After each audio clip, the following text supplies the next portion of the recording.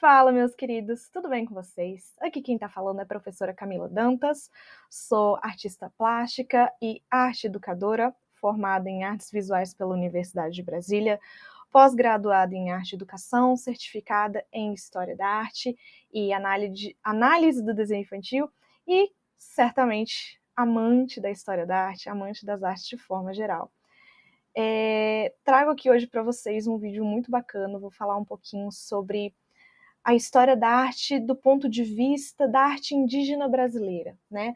Muito se fala e ao mesmo tempo pouco se fala, né? É um assunto que está muito em voga na rede assim das escolas de ensino médio nos últimos anos, né? Quando a gente era criança, não se falava muito desse assunto na escola, hoje está voltando com tudo. Mas eu acredito que ainda é meio nichado esse assunto, né? Eu acho que muitos pesquisadores assim se aprofundam nesses assuntos, então eu não encontrei assim muito material leve, rápido, divertido, e esse é o meu objetivo hoje para trazer para vocês. Então, se você é aluno do ensino médio, está estudando aí para o PAS, vestibular, provas, etc., ou se você simplesmente gosta da história da arte, quer aprender um pouquinho sobre estilos diferentes, enfim, para se informar um pouquinho mais, seja bem-vindo a esse vídeo. Nesse vídeo aqui, a gente não vai se aprofundar na arte indígena brasileira, tá? Até porque, gente, estamos falando de um estilo artístico que tem milhares, centenas de milhares de vertentes diferentes, até porque a arte indígena brasileira não é uma arte só, ela não é unificada. Ela é muito rica, ela é muito diversa, ela é multifacetada. Então, o que eu vou trazer aqui para vocês, já que não dá para a gente fazer aqui um curso, né, nesse videozinho do YouTube. Meu planejamento é fazer aqui um vídeo de 20 a 30 minutos para vocês no máximo. Então, a gente vai trazer primeiro uma análise superficial de como que é essa arte indígena brasileira, trazer alguns estereótipos inofensivos, aqueles que realmente fazem sentido, para que vocês conheçam um pouquinho, e depois eu vou trazer alguns detalhes sobre etnias e grupos sociais específicos, para que vocês conheçam um pouquinho mais dessa arte que é muito rica, muito diferente e que está muito presente na nossa cultura brasileira, e muitas vezes a gente não vê, né? Porque a gente vive aí numa sociedade totalmente urbanizada, então muito da nossa arte indígena acaba se perdendo, né? Acaba ficando concentrada em regiões específicas, né? Eu não sei vocês, mas eu aqui de Brasília, se eu fico aqui só no centro, eu não tenho muito contato com essas culturas, né? Acredito também, talvez quem seja de São Paulo, Rio de Janeiro, né? Se não sair aí do centrão, dificilmente a gente vai encontrar. Isso é uma pena, né? Porque nosso Brasil, nossa história tem muitas misturas e uma delas muito importante é a arte indígena. Mas enfim, galerinha, sem mais delongas, vamos lá para a história da arte, ok?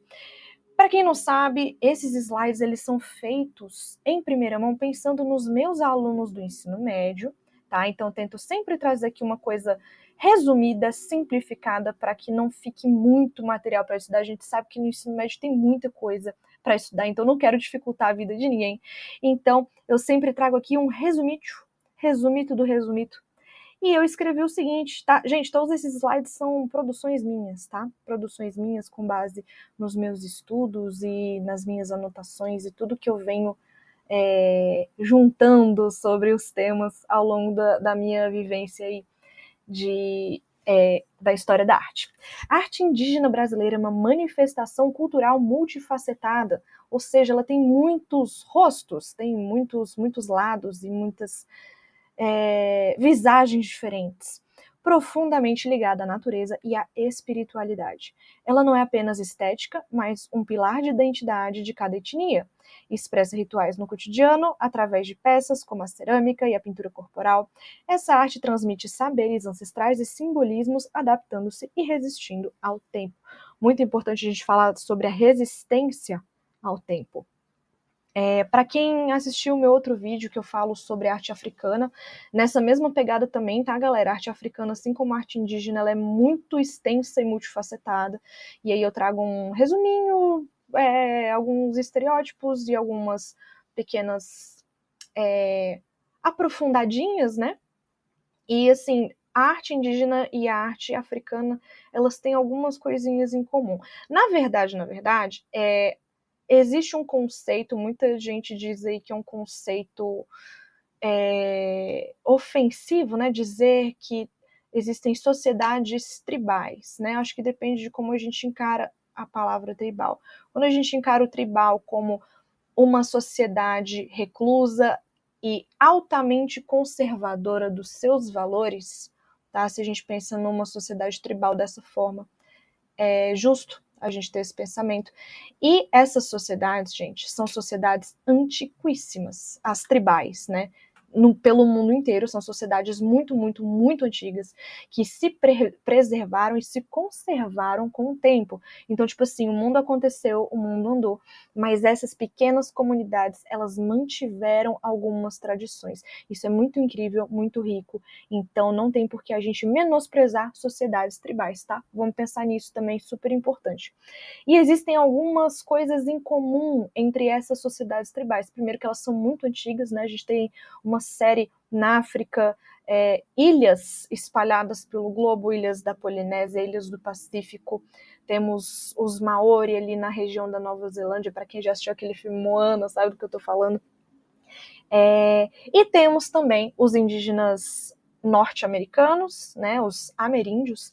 Temos aí os indígenas da América Central, índios da América do Sul, e temos os indígenas aqui da região aqui do Brasil, ok? E existem muitas coisas em comum com a arte africana e artes tribais de forma geral, é que é muito comum que essas sociedades elas utilizem da arte para manifestar as suas crenças espirituais, suas crenças religiosas. Como é que elas encaram o mundo que a gente não vê, né? Aquelas coisas misteriosas, vida após a morte, isso seria espiritualidade, tá? Os sentimentos, coisas que não são palpáveis, que são abstratas, isso aí seria a espiritualidade, não necessariamente tem a ver com religião, ok? Elas muitas vezes andam juntas, mas religião é uma coisa, espiritualidade é outra, tá? Então, muitas das coisas da arte africana, elas vão ser similares à arte indígena brasileira, mas pelo fato de serem manifestações culturais de sociedades tribais. Então, simbora aí para as nossas características principais. Adoro esse slide, tá? Que eu trago um pouquinho de estereótipos. Eu gosto de falar que são estereótipos do bem, né? Porque o estereótipo é aquele pré-julgamento, né, de como alguém é. E nesse caso não, são características gerais que todas essas culturas elas vão carregar. Começamos com funcionalidade e ritualidade.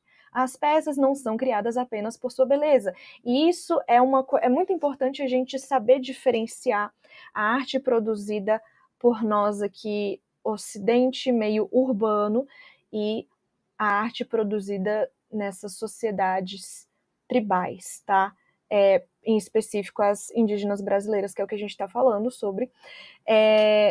No meio urbano, gente, desde lá da Europa, desde o Renascimento europeu, nas grandes cidades, a arte é algo muito individual e ela de forma geral, ela é estética, tá? Quando a gente fala de produção artística visual, ela normalmente é estética. Quando a gente fala sobre a produção artística dos indígenas brasileiros, elas são muito mais funcionais do que estéticas. Na verdade, o estético acaba sendo apenas uma consequência, mas ela é sempre usada para alguma função. Normalmente ela está relacionada com algum ritual. E mais uma vez, tá? Importante a gente falar sobre os conceitos. Quando a gente fala sobre ritual, eu não falo necessariamente de um ritual religioso, ok? Quando a gente fala ritual, pensa já que pensa de seitas e coisas do tipo. Não, gente. Ritual é toda aquela celebração de algum momento importante para aquela sociedade. Nós aqui no meio urbano temos uma série de rituais, por exemplo, o casamento ali na igreja ou no cartório, festa de casamento é um ritual. Festa de 15 anos aí, a menina que vira moça, né, a debutante, é um ritual. Festa de formatura é um ritual. Então, vamos tentar encarar a palavra ritual ou ritualístico como essa celebração de algo importante para aquela sociedade, ok? Então, as artes, elas têm uma função ritualística, ok? Simbolismo e cosmovisão.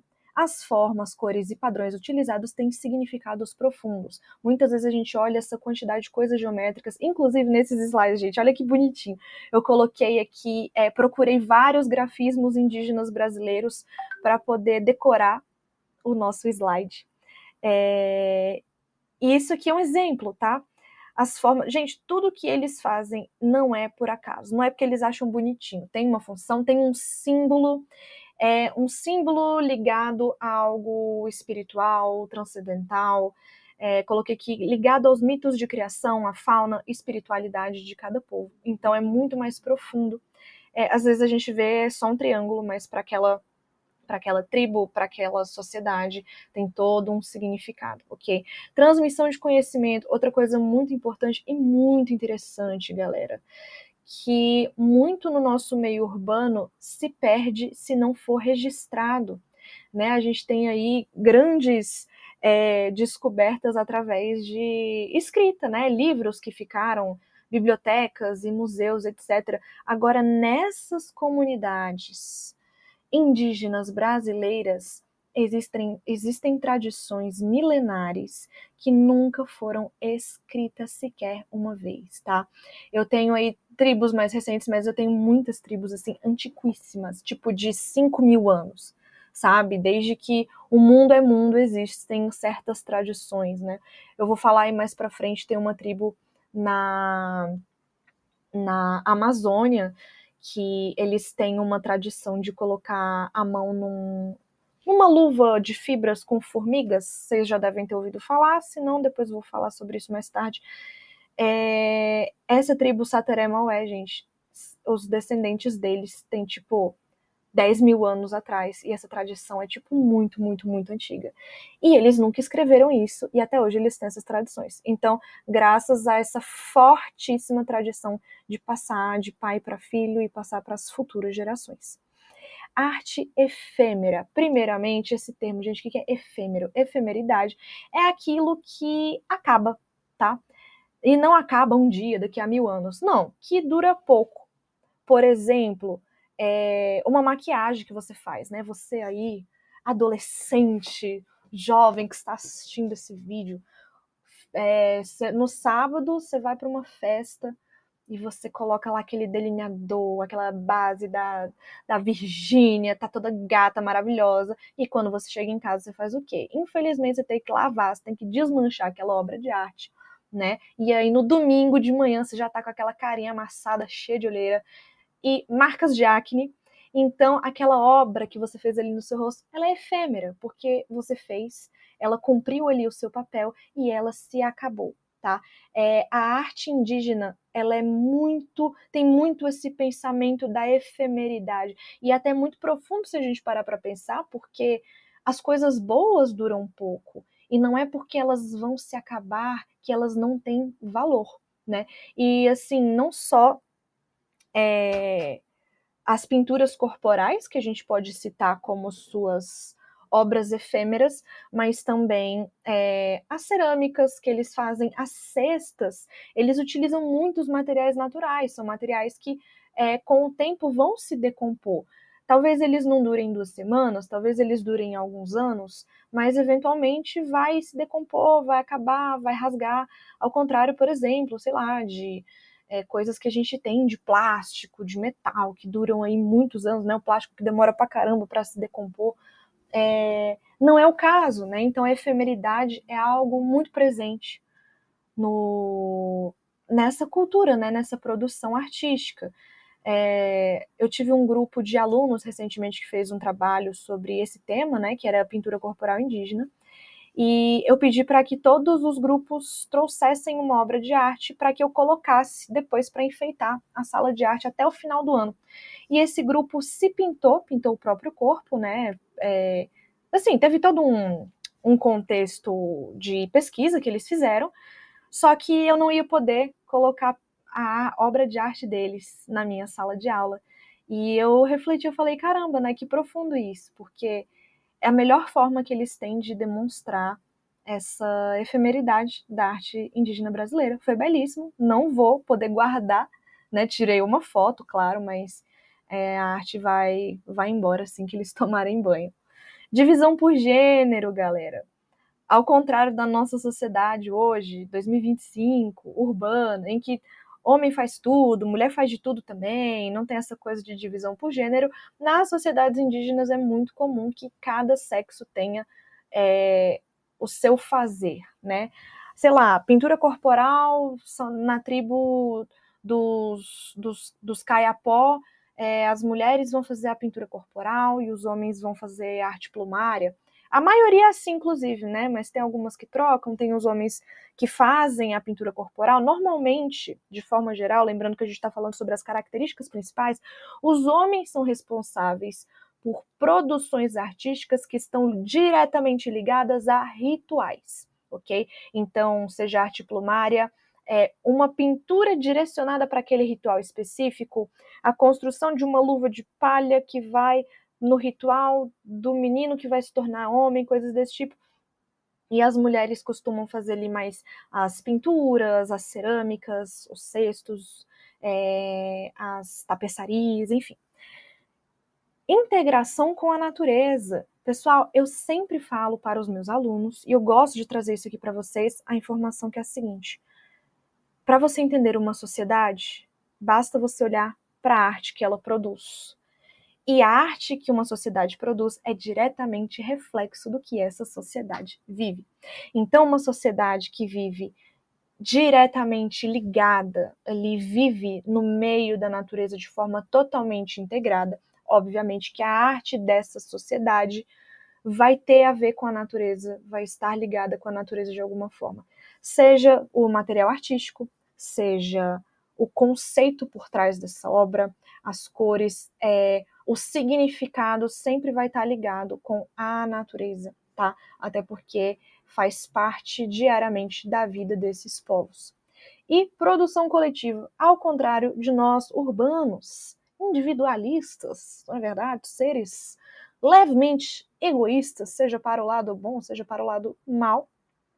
Ao contrário de nós, os povos indígenas brasileiros não produzem arte individual, as produções são coletivas. Você não vai precisar assinar, pô, fiz uma puta cesta ali, mó bonitona e tal, vou assinar aqui, Tupiá, né? Não, você vai fazer um pedaço e aí o seu colega vai fazer outro e o grupo daquelas, sei lá, daqueles adolescentes vai fazer a cesta X, o grupo das mulheres solteiras vai fazer a tapeçaria Y.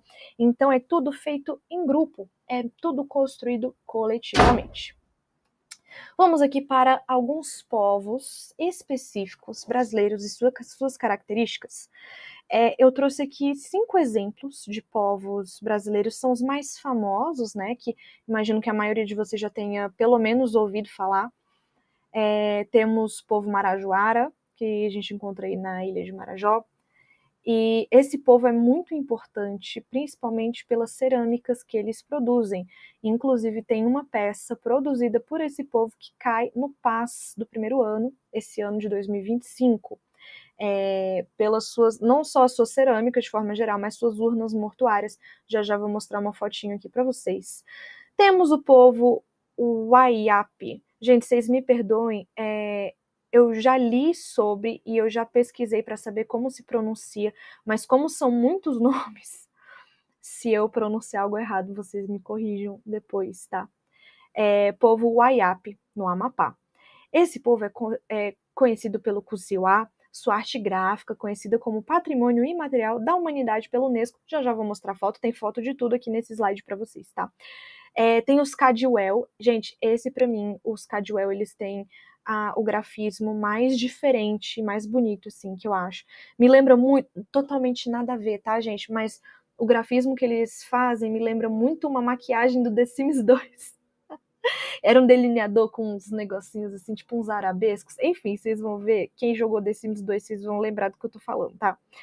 Tem o povo Merinaco, do Alto Xingu. Para quem não sabe, Xingu é um rio e ele passa pelo Mato Grosso e pelo Pará, tá? Um rio gigantesco.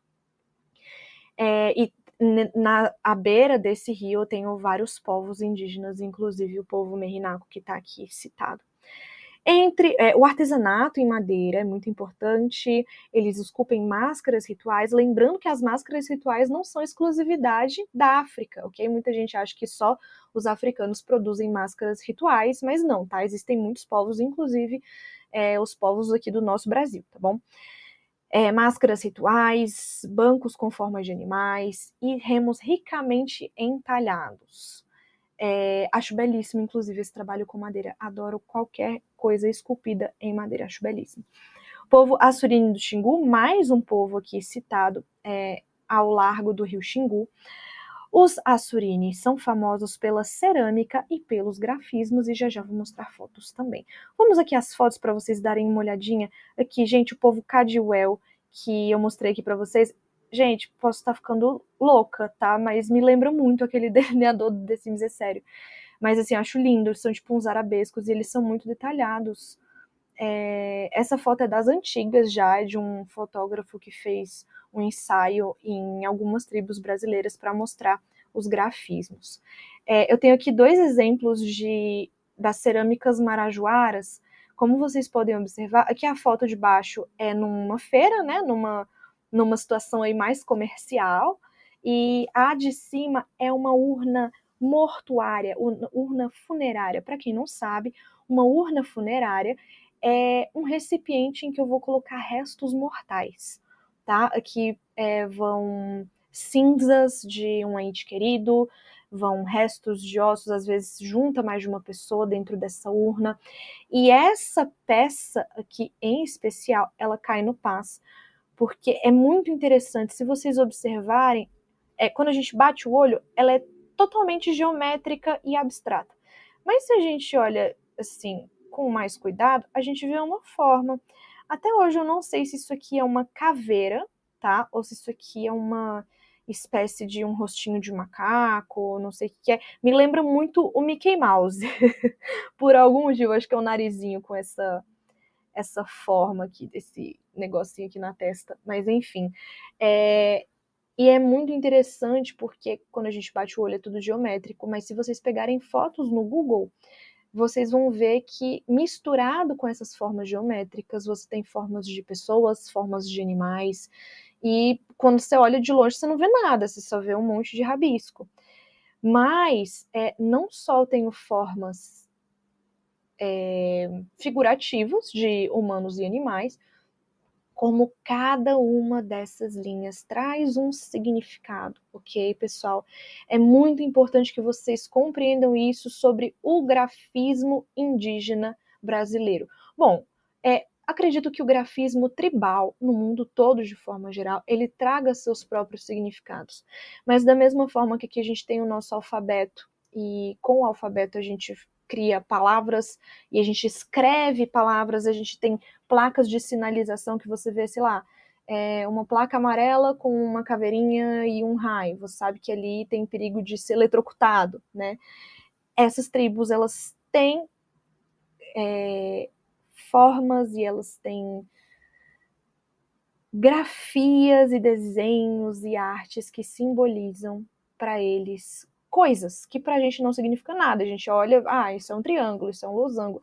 Mas para aquela tribo X, aquele losango significa proteção, significa feminilidade, significa veneno de cobra, pode significar uma série de coisas. Eu não vou trazer aqui para vocês o significado de cada uma, porque a gente está falando de centenas de milhares de dialetos, de línguas diferentes, de culturas diferentes. Então, o losango para os Kayapó é um, mas para os Marajoara é outro, para os Cadiuel é outro. E para a gente são formas geométricas, né? Mas agora para esses povos não. Cada forma, cada linha traz uma riqueza infinita. E isso é belíssimo, meu povo. Temos aqui os Waiapi. Eu nunca lembro se é Waiapi ou Waiapi. Esse J tem som de I. Aqui temos um exemplo de uma tapeçaria feita só pelas mulheres, o Waiapi, e abaixo nós temos homens utilizando instrumentos num ritual. Aqui a gente tem uma organização, eles colocam roupas, né, roupas específicas, da mesma forma que, sei lá, no casamento todo mundo vai de terno, tem o dress code ali. Nas tribos eles também têm o dress code, porque existe aquele preconceito, porque índio anda pelado. Não, gente, não é assim que funciona, tá? Outra coisa que a gente precisa falar é sobre o preconceito, mas eu vou guardar isso para um parênteses para encerrar o vídeo, tá? Mas temos aqui os homens Wayap utilizando esses que parecem canos, né? Mas se você ver, tem buraquinhos, então que são instrumentos de sopro. Eles estão usando vários colares, vários adereços, então eles estão aqui numa situação ritualística de alguma coisa importante para eles. Temos os Assurini do Xingu fazendo seus grafismos belíssimos. Gente, eu acho incrível como eles conseguem fazer essas linhas tão retinhas utilizando pintura de genipapo, tá? Genipapo, quando você mistura com carvão, ele fica uma gosminha, assim. Então, eles não usam pincel, né? Normalmente eles usam fitinhas, assim, de madeira. E é uma precisão absurda. Inclusive, eu já conversei com alguns indígenas de povos diferentes, e os 2 ou 3 que eu conversei, eles comentaram a mesma coisa, né? Que desde crianças, as crianças já aprendem a fazer isso, já sabem falar a língua, já sabem fazer as pinturas corporais, sabem os significados, os ritos, enfim. Não é uma coisa que, tipo, você vai para a escola para aprender, né? Desde muito cedo, eles aprendem a fazer. Temos aqui os Meinako, com os seus cestos maravilhosos, coloridíssimos. Gente, eu fiquei, assim, fissurada nessas cores, nesses padrões. Que coisa mais linda. Temos aqui também cocares, coroas de penas, numa situação provavelmente ritualística também. E eu trouxe aqui para os meus alunos e trago para vocês também esse site que, inclusive, quem me apresentou foi minha estagiária de artes do começo desse ano, Sofia, beijo para você. Esse site, pib.socioambiental, ele traz, se não todos os povos catalogados, uma grande parte dos povos catalogados hoje no Brasil. E se vocês quiserem pesquisar mais sobre, dê uma olhadinha nesse site. Vamos, só para a gente encerrar esse vídeo aqui com chave de ouro, meu povo. Quando a gente fala sobre assuntos, sobre minorias, é muito comum a gente cair numa polêmica, né? Porque vai ter gente que vai defender muito além da conta, vai ter gente que vai não defender, vai ser contra essa linguagem mesmo do saber. Eu quero trazer aqui para vocês uma visão neutra de respeito e da visão da realidade mesmo, né? Que é a seguinte: a gente que encara essas minorias, porque hoje no Brasil, né, já foram maiorias, hoje são minorias, né, os indígenas brasileiros. Quando a gente fala sobre essas minorias e as coloca ou no lugar do vilão da história, porque tem muita gente que fala, porque o índio é folgado, o índio se aproveita, X. Ou o índio é o coitadinho, o índio é o inocente, aquela visão do romantismo lá do século XIX, inclusive vamos falar sobre esse tema daqui a alguns vídeos, né? Romantismo, adoro esse tema, mas o romantismo lá do século XIX, né, que colocava ali Iracema, né, colocava o índio como o auge da pureza. Cara, a gente esquece que o índio é um ser humano como todos nós. Como eu que estou gravando esse vídeo, como você que está assistindo esse vídeo, inclusive pode ter um índio que tem celular e está assistindo esse vídeo. Um grande salve se tem aí algum indígena assistindo meu vídeo. Mas a gente esquece, gente. Só porque a pessoa ela tem uma cultura diferente da sua, não significa que ela seja melhor ou pior do que você. É ser humano igual a gente, tá? Da mesma forma que aqui na cidade grande eu tenho gente boa, tenho gente ruim, tenho gente que trai a esposa, tenho gente que passa a perna, eu tenho gente que ajuda o próximo, sabe? O ser humano é muito completo e muito complexo. E o indígena não é diferente, tá? Eu também tenho indígenas maravilhosos, benevolentes. Tenho um indígena que trai a sua esposa, que passa a perna no irmão, mas que também, sei lá, quando vê um animal em sofrimento, ajuda. Enfim, gente, o ser humano é ser humano. Por favor, não se esqueçam disso, ok? Alguém ter uma cultura diferente da sua não a faz diferente de você. Lembrem-se disso, ok? Enfim, super importante a gente abordar esse assunto, lembrar que as produções culturais de outras culturas são tão importantes quanto as nossas. E acho que é isso, meu povo. Finalizamos, eu trouxe aqui no final desse slide 2 vídeos aqui do YouTube mesmo, né? 2 pequenos documentários, um é O Povo Brasileiro, e o outro é Falas da Terra, é um documentário que cai no PAS 1 desse ano de 2025. Então, se você está estudando para o PAS, ou se você tiver interesse por esse assunto, dá uma olhadinha aí nesses 2 documentários, eles estão disponíveis gratuitamente no YouTube. Eu espero que vocês tenham gostado dessa aula. Deixem aí nos comentários se você tem alguma experiência interessante que você já vivenciou, alguma opinião. Não esquece de curtir esse vídeo, seguir o canal que está no começo, está em construção. Espero que a gente leve isso aí para frente. Espero ter trazido coisas interessantes para a vida de vocês, tá bom? E é isso, meu povo. A gente se vê na próxima. Beijo, tchau.